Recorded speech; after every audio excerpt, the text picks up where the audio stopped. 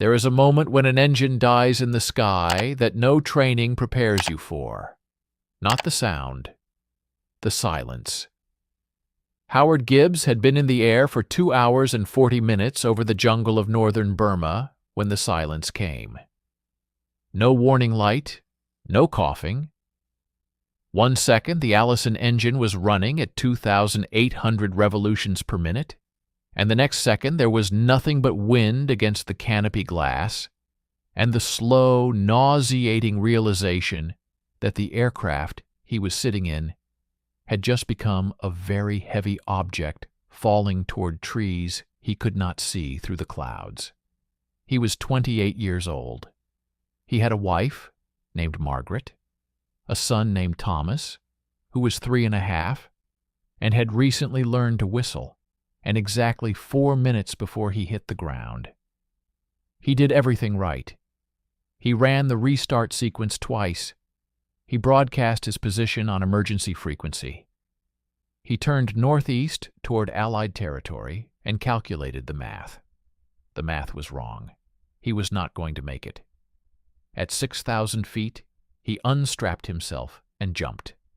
The parachute opened. The jungle swallowed him whole. Now go forward 14 days. December 19th, 1943. Harlan County, Ohio. The Western Union boy was 17 years old. His name was Danny Pollock. Since the war started, he had delivered 41 of these telegrams, and he had learned one thing. You could always tell the moment they understood. It was not when they read the words. It was the half-second before they opened the envelope, when their eyes went to your face and read it there instead. He stopped his bicycle at 14 Maple Creek Road at 9:14 in the morning. There was a Christmas wreath on the door. He knocked twice. Margaret Gibbs opened the door in a flour-dusted apron. Her son Thomas was behind her left leg, holding her dress with both fists. She looked at Danny's face, not the envelope. His face. She had it in 2 seconds. She took the envelope. She said nothing. She closed the door the way you close a door when someone is sleeping in the next room. She sat down on the kitchen floor. Not a chair. The floor. Thomas climbed into her lap and pressed his face against her throat. The yellow envelope sat on the linoleum in front of her for 22 minutes before she opened it. The telegram said, "Missing in action. Not killed. Missing." That single word would keep her window unlocked every night for the next 14 months. Missing meant maybe. Missing meant the sound of boots on the porch steps at 2 in the morning was still a possibility. And not just a dream. Thomas looked at the envelope. He asked, "Is that from Daddy?" Margaret said yes. Thomas asked, "Is he coming home for Christmas?" Margaret pulled him closer and did not answer. Howard Gibbs was not dead. But on the 4th day in the jungle, lying against the roots of a tree whose trunk was wider than he was tall, unable to walk, shaking from fever, having eaten nothing since the bailout, he was no longer certain that distinction mattered. He had moved northeast for 3 days on compass bearing. He had drunk from streams. He had eaten leaves he could not identify and immediately regretted it. His left wrist was sprained from the parachute landing. 2 ribs were broken, though he could not remember the impact that broke them. Every breath was a small punishment. On the morning of the 4th day, he lay down and made a quiet decision. Not to die, just to stop moving for 1 hour. 1 hour of stillness, and then he would stand up again. He looked up through the canopy at a square of gray sky the size of a dinner plate. He thought about Thomas learning to whistle. He thought about the specific way Margaret laughed when something actually surprised her. which was not often because she was the least surprisable person he had ever known. He thought about the kitchen in their house and the sound of the radio on Sunday mornings. He closed his eyes. He was still lying there when the boy found him. Naw Lon was 12 years old and had been following Gibbs for 2 days from a careful distance, watching. The jungle near his village had been producing strange things since the war came. Supply canisters falling from the sky, abandoned equipment on the trails, men from places so far away they had never heard of Burma before they were ordered to die in it. Naw Lon had been taught by his father to watch before approaching, to determine if a thing was dangerous or simply lost. After 2 days, he had determined that this particular thing was simply lost and about to stop breathing. He went back to the village and came back with his father and 2 other men. They carried Gibbs to the village on an improvised stretcher. He regained consciousness during the carry and tried to speak. No one understood him. He tried 3 phrases from the survival card in his kit. No one understood those either. One of the older men said something that made the others laugh. Even through the fever, Gibbs understood that the laughter was not cruel. It was the laughter of people who had seen this before. They brought him to a bamboo longhouse. A woman with gray-streaked hair and the hands of someone who had been solving problems her entire life wrapped his ribs with cloth strips. She worked without asking him to explain anything. He ate a bowl of rice and something he could not identify, and it was the best meal of his life. He lay down on a woven mat while a fire burned in the center of the room and the smell of wood smoke mixed with rain coming through the open walls. He was alive. He lay there and thought about that for a while. The simple fact of it. Not what came next. Not the Japanese forces somewhere in the jungle outside. Not the 1,400 miles between him and his base in Assam. Just the fact that his heart was still moving blood through his body, and his lungs were still exchanging air. Then he found a piece of charcoal at the edge of the fire. He pulled a folded map from his survival kit, turned it to the blank side, and began to write. December 9th, 1943. Margaret, I am alive. I do not know where exactly. I do not know yet how I get back from here. But I need to tell you something I should have said more clearly before I left. When I come home, I am going to sit in the kitchen and do nothing for 3 days. Not fix the truck, not repair the porch railing, nothing. I am going to sit at that table and drink coffee and watch you and Thomas move around the room, and I am not going to waste a single minute of it. I am coming home. Keep that window unlocked. He stopped writing. He looked at the fire for a long time. Outside, 4 miles away, a Japanese patrol was moving through the jungle on a trail that would reach this village before sunrise. Naw Lon's father was already awake. He was standing in the doorway of the longhouse, looking at the darkness between the trees. He had heard something that was not an animal. His hand was resting on the frame of the door, and he was very still. The way men are still when they are calculating something that has no good answer. Inside, Howard Gibbs folded the letter and pressed it against his chest beneath his jacket. He did not know the patrol was coming, but his body knew something was wrong. The fever had broken an hour ago, and in its place was a different kind of heat, the kind that lives behind the eyes, the kind that makes every sound in the dark worth listening to. He looked at the doorway. Naw Lon's father turned around and looked directly at him. No words, no shared language, but the message was completely clear. The Japanese patrol did not find Howard Gibbs that night, not because they were not looking, because Na Lon's father made a decision in the 4 seconds between turning around in the doorway and speaking to the room.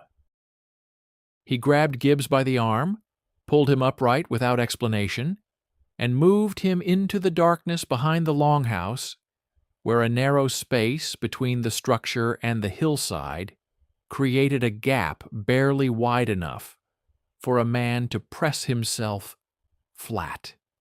Gibbs understood none of the words. He understood all of the urgency. He lay in that gap for 3 hours in the dark and the mud, ribs screaming with every shallow breath, listening to boots on the dirt path 10 feet away. The patrol stayed in the village for 40 minutes. He heard voices. He heard furniture moving. He heard a single sharp sound that he recognized as a rifle stock hitting something that was not a wall. Then silence. Then boots moving away, north on the trail. When Na Lon's father came for him, he said nothing. He just helped Gibbs to his feet and walked him back inside. Gibbs sat on the mat and looked at the man. He pressed his hand against his chest. He said, "Howard." The man looked at him for a moment. Then he pressed his own hand against his chest. He said his name. Gibbs could not reproduce the sounds correctly. The man said it again, slower. Gibbs tried. The man almost smiled. It was a beginning. That was December 9th. By December 14th, Kachin scouts from the village had made contact with a British intelligence officer, operating 40 miles to the northwest, a man running a network of jungle informants that fed information to Allied command in Assam. The message they carried was simple. American pilot, alive, injured, location approximate. The response came back 3 days later. Hold position. Extraction not currently possible. Situation fluid. Fluid. That was the word they used. What fluid meant in practice was this. The Japanese had tightened their control of every trail and river crossing in the region following a failed Allied offensive in November. Moving a foreign pilot through that terrain without getting him killed or captured required a window of opportunity that did not yet exist. The British officer was working on it. In the meantime, Howard Gibbs was to stay exactly where he was and try not to get found. He was not found. He was captured. Not by a combat patrol. By a single Japanese sergeant named Kenji Mori, who came into the village alone on December 23rd, claiming to be separated from his unit, who noticed during the hour he spent accepting water and rice from the villagers that there was a man in the longhouse with the wrong kind of boots and the wrong color of skin and the wrong way of sitting still, that suggested someone trying very hard not to be noticed. Sergeant Mori was 24 years old. He had been in Burma for 16 months. He had stopped believing in the war approximately 6 months ago, but had not yet found a way to stop participating in it. He was not cruel. He was not stupid. He looked at Gibbs for a long moment, and Gibbs looked back, and they both understood that something had just ended. Mori stood up, walked to the doorway, and fired a single shot into the air. 12 soldiers came out of the jungle in 4 minutes. The camp was called Facility 9 by the Japanese administration. It had no official name in any Allied intelligence document because no Allied intelligence document acknowledged it existed. It was not a large facility. 31 prisoners when Gibbs arrived, 19 British, 7 Australian, 3 Indian soldiers, 1 Dutch pilot whose name no one could pronounce correctly, and who answered to Van, and now 1 American. The physical dimensions of Gibbs's existence contracted to an area roughly the size of a tennis court. A bamboo barracks, a dirt yard, a perimeter of wire. Beyond the wire, more jungle. The jungle went on for 200 miles in every direction, without a road that a man could walk to freedom on. That was the first thing he understood about the camp. The wire was not the prison. The jungle was the prison. The wire was just a reminder. The second thing he understood was that staying sane was going to require a system. He watched the other men, the ones who were deteriorating and the ones who were not. The difference was not physical strength. The difference was structure. The men who were losing themselves were the ones who had stopped organizing their time, who lay on the bamboo planks and stared at the ceiling and let the days dissolve into each other until they could no longer distinguish Tuesday from Saturday or November from December. Time without structure became a liquid, and men drowned in it. The men who were holding on were the ones who had invented routines.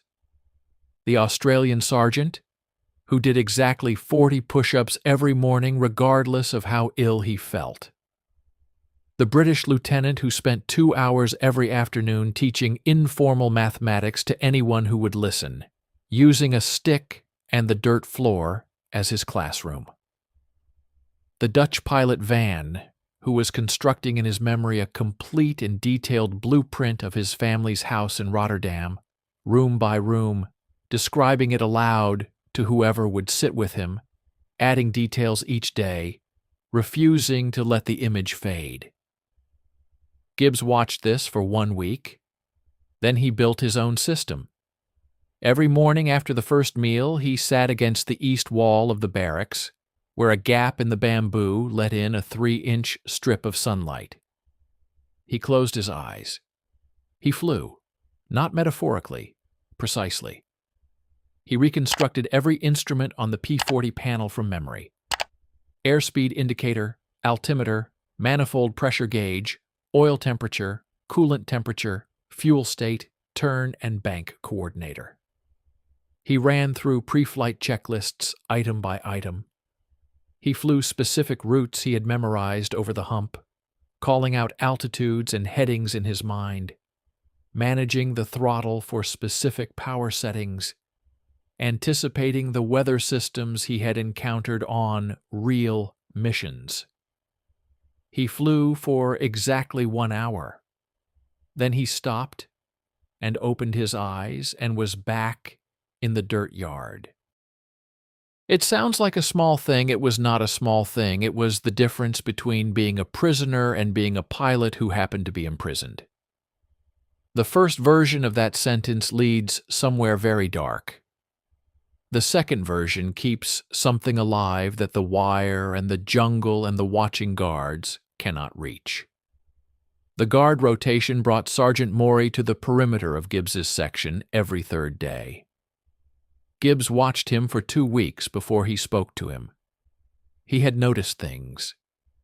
Maury never used his rifle stock on the prisoners the way some of the others did, casually, reflexively, as though the men behind the wire were a different category of thing. Maury moved through his duties with the mechanical efficiency of someone performing tasks they found neither satisfying nor objectionable.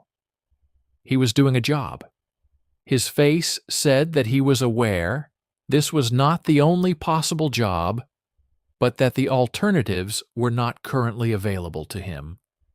One evening in late January, as Maury passed along the wire near the east wall, Gibbs said quietly in the most careful Japanese he had assembled from memory and from fragments taught to him by a British officer who had spent 3 years in Tokyo before the war. "I am not your enemy. I am just far from home." Maury stopped walking. He did not turn around.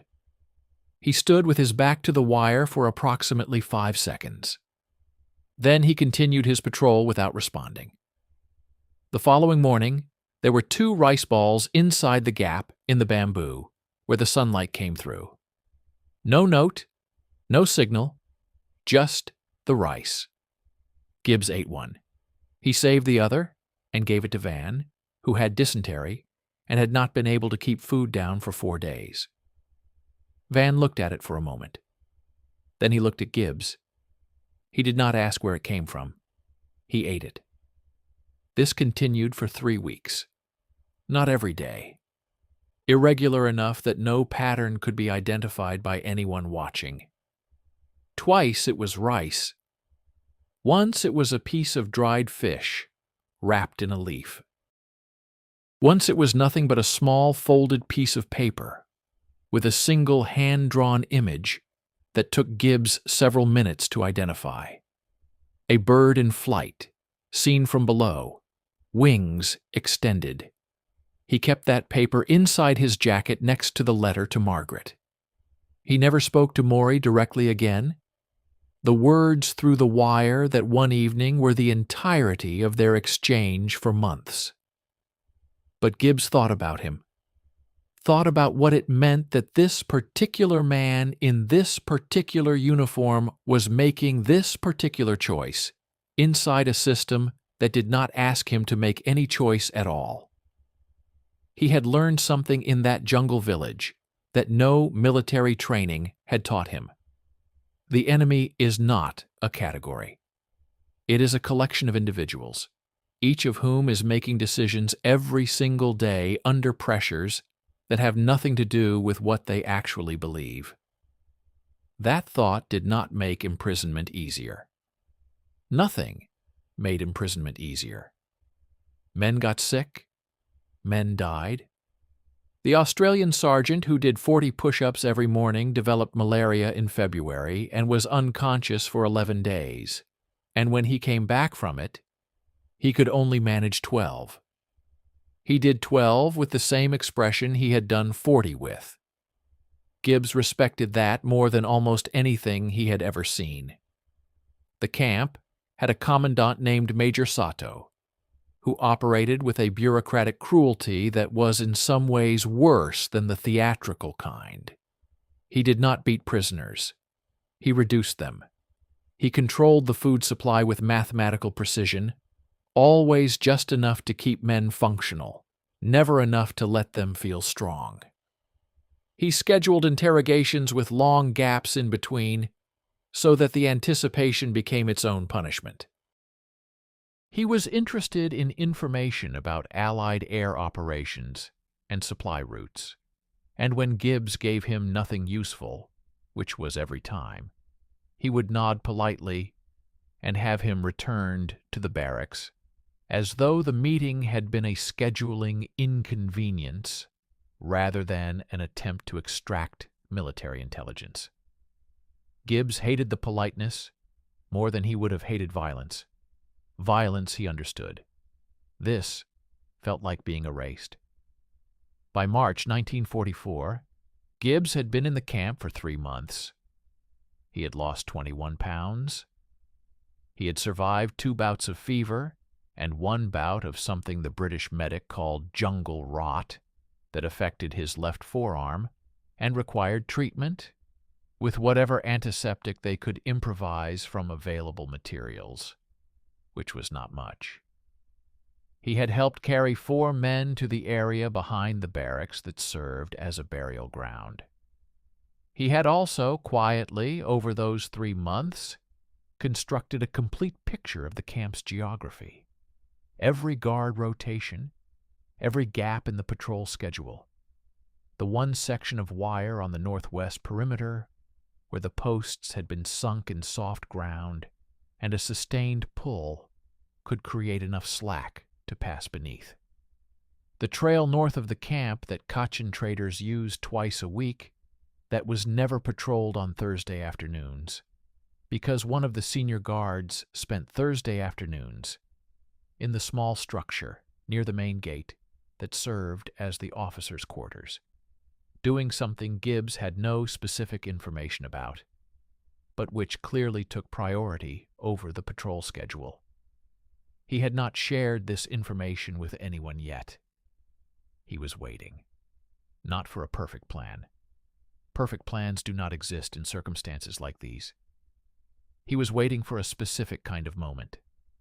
The kind where the cost of staying becomes higher than the cost of moving. Where the math finally changes. He sat against the east wall in the strip of morning sunlight and closed his eyes.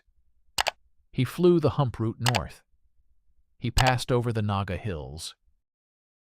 He crossed the Chindwin River at altitude and turned northwest toward Assam. He opened his eyes. Na Lon's father had told the British intelligence officer where the camp was. Gibbs did not know that yet.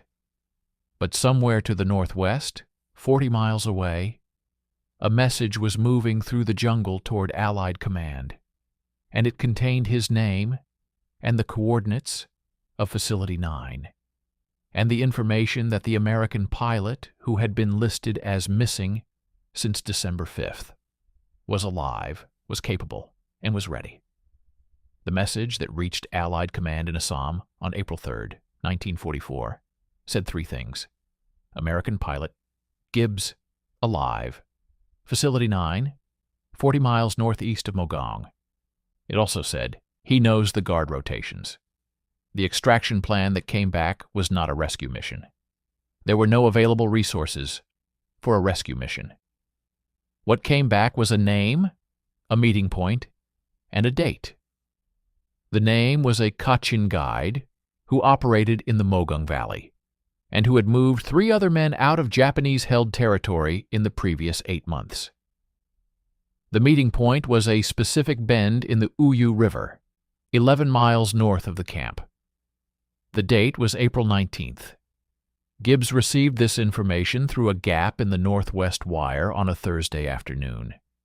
Passed by a Kachin trader, who did not slow his walk, did not make eye contact, and pressed a small folded leaf into Gibbs's hand as he moved past the perimeter. Gibbs read it once. He ate it. He had 16 days. On the night of April 18th, at 2:17 in the morning, Howard Gibbs pressed his body flat against the dirt and pulled himself under the northwest section of wire, where the posts had been sunk in soft ground. The gap was 11 inches. He was not the same size he had been in December. He fit. He did not say goodbye to anyone in the barracks. Not because he did not want to. Because goodbyes create sounds, and sounds create consequences for the people left behind. He looked at the Australian sergeant sleeping on his bamboo plank for 3 seconds. The man had made it back to 30 push-ups. Gibbs thought, "You are going to make it all the way back to 40. He did not say it. He moved. The jungle at night is not silent. It is aggressively, overwhelmingly loud. Insects, water, animals moving in the canopy. This was his advantage. Every footstep he made was covered by 10 other sounds. He moved northeast by compass bearing, 1 step at a time, stopping every 3 minutes to listen for something that did not belong to the jungle's natural noise. Boots, voices, the metallic sound of a weapon being adjusted. He heard none of those things. He walked for 4 hours through darkness and arrived at the Uyu River bend at 6:40 in the morning, with torn hands, from navigating through rattan thickets, and a fever beginning behind his eyes that he decided not to acknowledge. The guide was already there. His name was Zhao Li. He was somewhere between 35 and 50 years old, a range that the jungle tends to compress in both directions, making young men look weathered and old men look carved from something permanent. He looked at Gibbs the way a man looks at a package he has been asked to deliver across difficult terrain. Not unkind. Purely practical. He said in accented but precise English, "You are slower than you look, or faster." Gibbs said, I have 2 broken ribs and a fever, but I will keep up." Zhao Li looked at him for another moment. Then he turned and walked north. Gibbs followed. What followed was 11 days that Gibbs would spend the rest of his life failing to describe adequately to people who had not been there. Not because the journey was impossible to explain, because the explanation always came out sounding like an adventure. And it was not an adventure. It was an 11-day lesson in what the human body will do when the alternative is worse. When Gibbs described it later to the debriefers in Assam, he used words like difficult and demanding. What he meant was, there were 4 separate moments when I was not certain I was going to take the next step, and I took it anyway, and I still do not fully understand how. Zhao Li moved through the jungle the way water moves through rock, not forcing, finding. He knew which trails were used and when.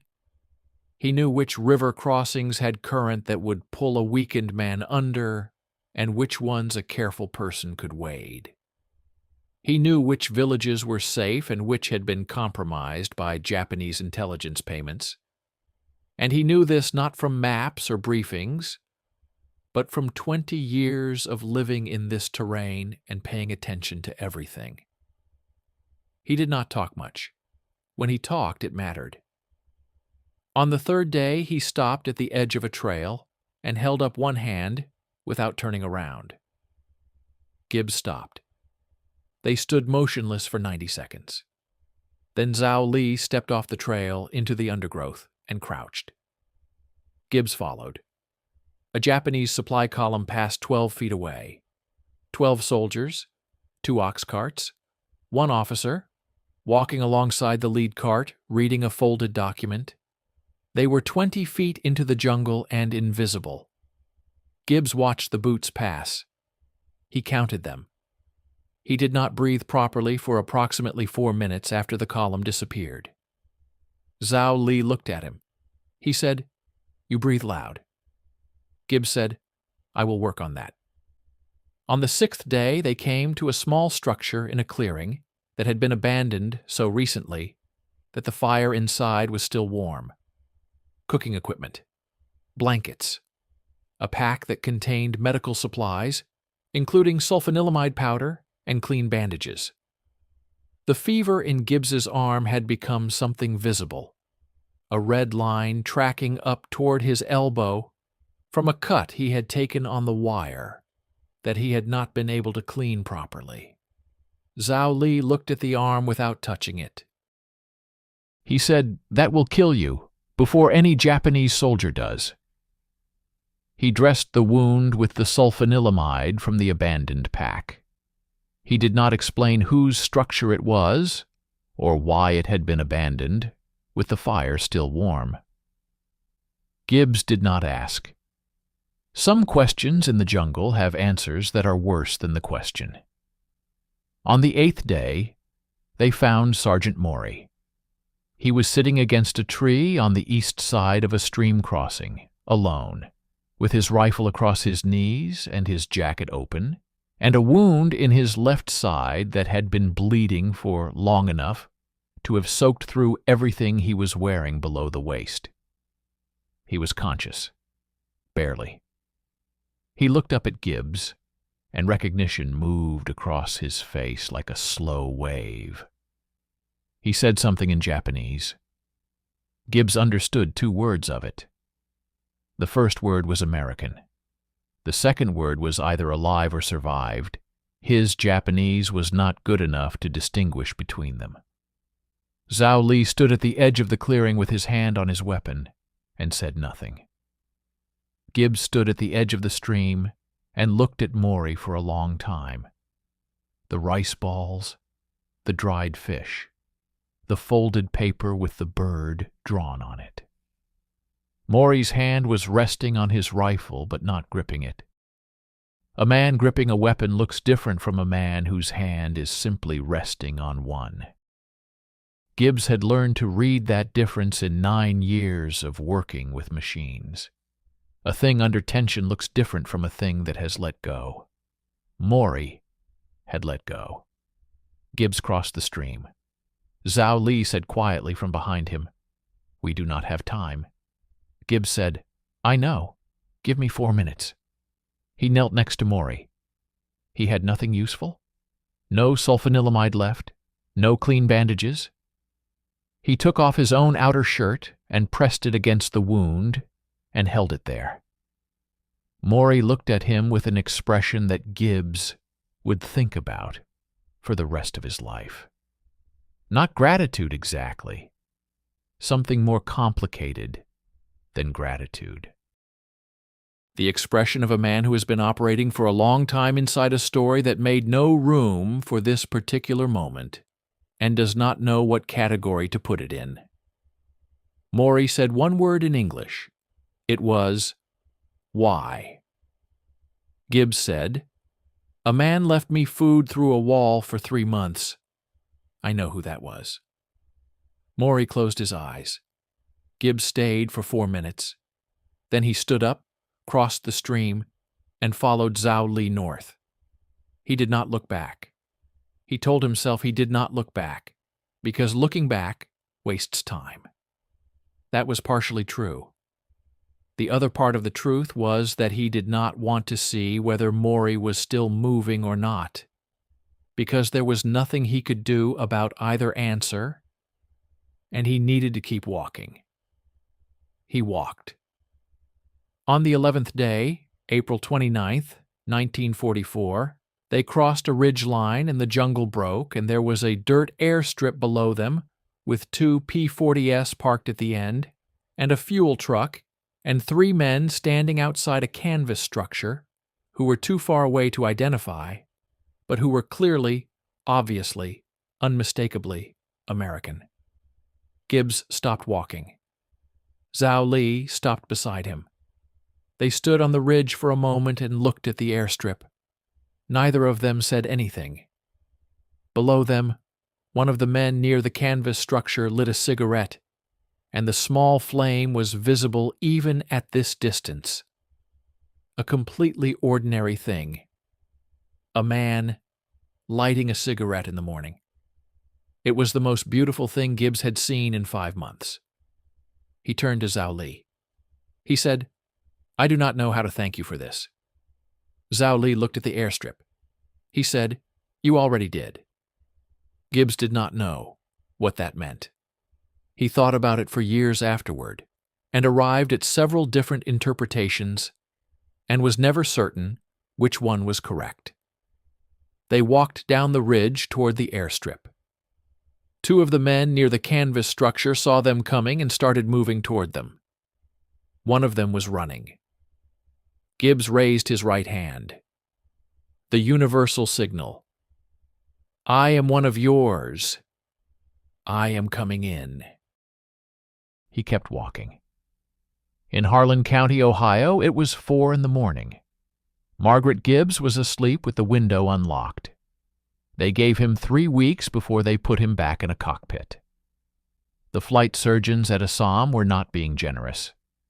3 weeks was the minimum required to confirm that a man who had lost 23 pounds, survived 2 infections, and spent 5 months in a Japanese prison camp was physically capable of operating an aircraft without killing himself and the mission simultaneously. They ran tests. They asked questions. They noted that his left wrist had healed incorrectly and would cause reduced grip strength at high G loads. They noted elevated carbon monoxide markers in his blood from the smoke exposure during his December bailout that had still not fully cleared. They noted that he slept badly and ate everything placed in front of him with the focused intensity of a man who had recently learned not to take meals for granted. On the psychological evaluation form, the examining officer wrote, "Pilot is functional, motivated, and in possession of all relevant faculties." recommended for return to limited flight duties pending physical recovery. Gibbs read the word limited and said nothing. He spent the 3 weeks doing what the doctors told him, eating what the mess hall provided, walking the perimeter of the base each morning to rebuild his legs, and writing a letter to Margaret that he actually sent this time. He told her he was alive. He told her he was coming home when the war allowed it. He told her about the kitchen and the 3 days of doing nothing that he still owed her. He did not tell her about the camp. He did not tell her about the men he had watched die on bamboo planks. He did not tell her about Maury sitting against a tree beside a stream with his hand resting open on his rifle. Some things are not for letters. Some things you carry differently. On May 21st, 1944, he flew a familiarization sortie in a P-40N over the Assam Valley. 40 minutes, no combat. Just the aircraft and the sky and the feeling of controls responding to his hands. He landed and sat in the cockpit for 2 minutes after engine shut down without moving. Not from exhaustion, from something he could not name precisely. The closest word was gratitude, but that was not quite right either. It was the feeling of something returned that you had not been certain you would ever hold again. He climbed out. He told the crew chief the aircraft was ready. He was back. The briefing came on June 4th, 1944. 12 pilots. A canvas-walled room at the edge of the Assam airfield. A map pinned to a board with 4 red circles marking targets in northern Burma. The intelligence officer was a thin major named Calloway, who spoke with the clipped efficiency of a man who had given this type of briefing many times and understood that the men in front of him did not need atmosphere. They needed information. The mission was a coordinated strike on Japanese logistics infrastructure in the Mogung Valley. 4 targets.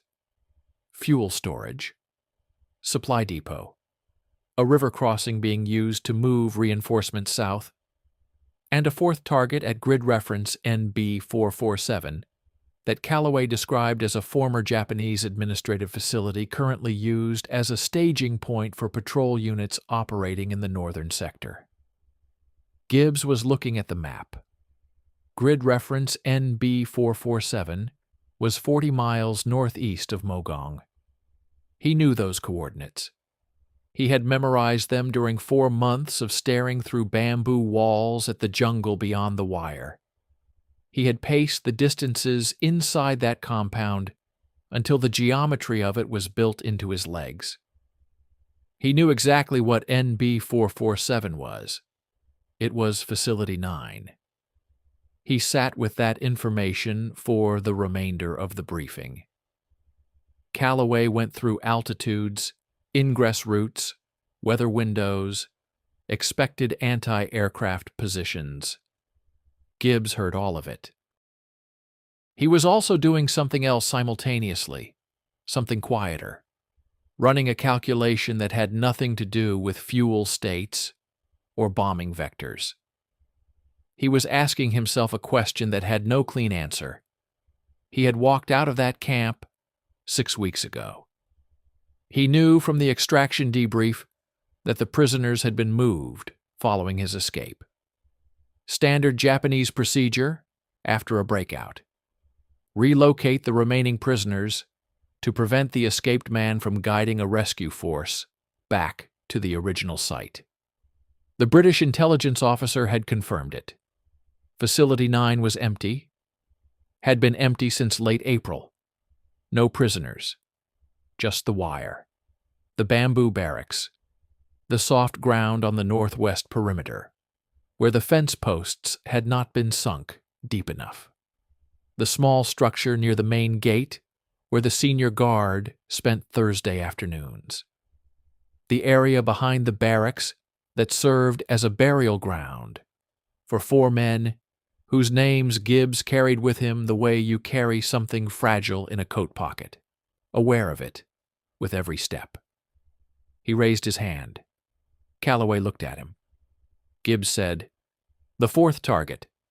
Do we have current intelligence on occupancy?" Calloway said, "Scouts confirmed Japanese patrol unit activity as of 48 hours ago. Staging area, approximately 30 personnel." Gibbs said, "Understood." He lowered his hand. He did not say, "I spent 4 months inside that facility." He did not say, "I know which wall faces east and where the morning light comes through." He did not say any of the things that were true about his relationship to grid reference NB447. He said nothing, because saying those things would have resulted in him being removed from the mission, and he needed to be on this mission. He was not entirely certain why he needed that, but he knew it, the way you know certain things. Not from reasoning, but from somewhere below reasoning, from the part of a person that has been keeping score when the conscious mind was busy with other problems. They flew in 6 pairs.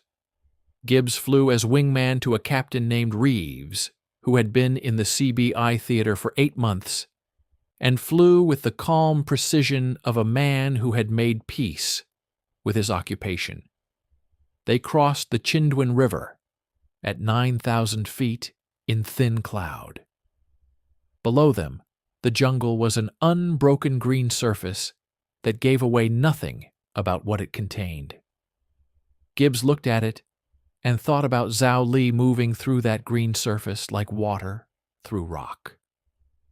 He wondered if Zhao Li was down there right now, moving along some trail, carrying some other man's survival on his back.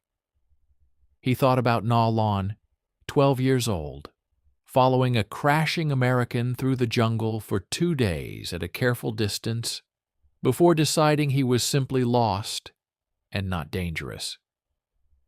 He thought about the woman in the longhouse who had wrapped his ribs without asking him to explain anything. He thought about the Australian sergeant and his push-ups. He thought about Van building his house in Rotterdam, room by room from memory, refusing to let it fade. He thought about 4 names. The formation descended to attack altitude as they crossed into the target area. Anti-aircraft fire came up from the valley in lazy-looking arcs that were not lazy at all. Reeves broke left. Gibbs followed. They came around in a wide turn and lined up on the first target, the fuel storage on the river's western bank. Reeves went in first. His bombs walked across the storage area, and the second one hit something that produced a secondary explosion that climbed 300 feet and pushed a shock wave through the air that Gibbs felt as a physical thud against his aircraft, even at release altitude. He pickled his bombs on the target, pulled up hard, joined Reeves coming off the south side of the run. The other pairs were working their targets. Smoke was rising from 4 separate points in the valley. Radio traffic was clipped, professional, numbers and vectors. Then Calloway's voice from the command aircraft above, "All flights, 4th target is cleared hot. Grid NB447, confirm when in." Gibbs looked at his fuel state. He looked at his weapon state. He had his guns. No more bombs. He could make a strafing pass. He said to Reeves, "I want the 4th target." Reeves said, "It is yours. I will cover." Gibbs turned northeast. He saw it from 3 miles out. The clearing in the jungle was exactly as he remembered it from the inside. The wire perimeter, the bamboo structures, the dirt yard where men had organized their days into systems of survival. From 3,000 feet at 340 miles per hour, it looked very small. Everything looks small from up here. That is one of the things flying teaches you. All the places that felt enormous when you were standing in them become small when you get high enough. He was not above it yet. He descended to 500 feet on his attack run, and the camp grew back to its actual size. He could see the northwest corner of the wire. He could see the gap where the fence posts had not been sunk deep enough. He could see the structure near the main gate. He could see movement below, Japanese personnel scattering from the open yard as the aircraft came in low. He had his finger on the trigger. He did not fire immediately. He flew over the camp first, straight and level at 500 feet, without firing a single round. Just flew over it. Looked down at it, for the 2 seconds it took to cross the perimeter at that speed. The bamboo barracks, the dirt yard, the east wall where the morning light came through a gap and a man had sat every day and flown home in his mind. Then he was past it. He pulled up, banked hard right, came around for the attack run. On the second pass, he put 600 rounds of .50 caliber ammunition into the fuel stores, the main barrack structure, and the building near the gate. He was accurate. He was very accurate. He had always had accurate hands. He pulled off target and climbed south. Below him, Facility 9 was burning. He did not feel what he had expected to feel. He had expected something that resolved, something that closed. What he felt instead was quieter and less satisfying, and more honest than resolution. He felt the simple fact of it. That place had existed. Those 4 months had happened.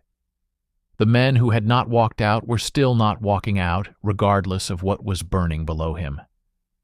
The camp was on fire. That was a military outcome.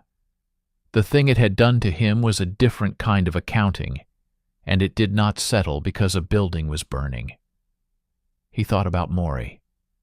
He did not know if Maury had survived. He had thought about that question on approximately 200 separate occasions since the stream crossing in April, and he had arrived at no answer, because there was no answer available to him. He had pressed a shirt against a wound and stayed 4 minutes and walked away. Whether 4 minutes and a shirt had been enough was information he would never have. Some things do not resolve. You learn to carry them open. He crossed back over the Chindwin River at 9,000 feet. The valley fell behind him. The jungle stretched in every direction to every horizon, green and absolute and indifferent to everything that had just happened inside it. Reeves came up on the radio. "Good hits. You all right?" Gibbs looked at the sky ahead of him.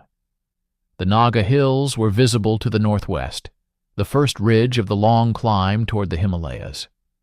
Somewhere beyond those ridges was Assam, a mess hall, a cot, a letter from Margaret that had arrived yesterday that he had not yet allowed himself to open, because he was saving it for after. You learn in a prison camp to save good things for after. It is a habit that is hard to break. He said, "I am all right." He meant it, and did not mean it simultaneously, which is the only honest answer to that question for a man coming off that particular target on that particular day. He pointed his nose northwest and flew home. Howard Gibbs landed at Assam at 14:23 on June 4, 1944. He filed his after-action report. He ate dinner. He sat outside on an ammunition crate in the evening light and opened Margaret's letter. She had written, "Thomas learned to read 3 words this week. His own name and the word home and the word soon. He asks me every morning to read them to him again, even though he already knows them. I think he just likes hearing the sounds." Gibbs read it twice.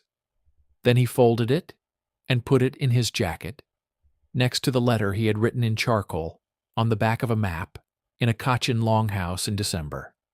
The one that began, "I am alive.